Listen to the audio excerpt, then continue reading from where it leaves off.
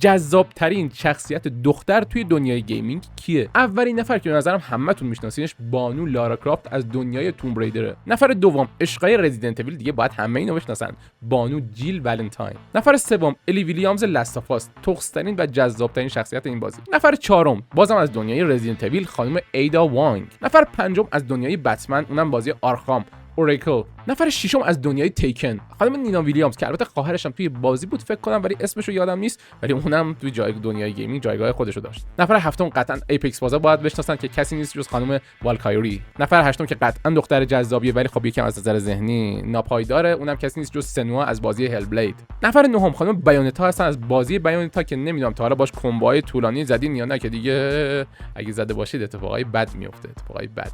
نفر دهم میسپارم به شما. اولین شخصیت زنی که اومد توی ذهنتون که خیلی حس کردین جذابه رو حتما توی کامنت ها به من بگید. میتونم حدس بزنم ایلوی از بازی هورایزن زیرو داون رو هم در نظر داشته باشین چون واقعا قیافه کیوتی داشت. لایک و سابسکرایب و فالو یادتون نره. استریمای شبانه یوتیوب رو هم از دست ندید.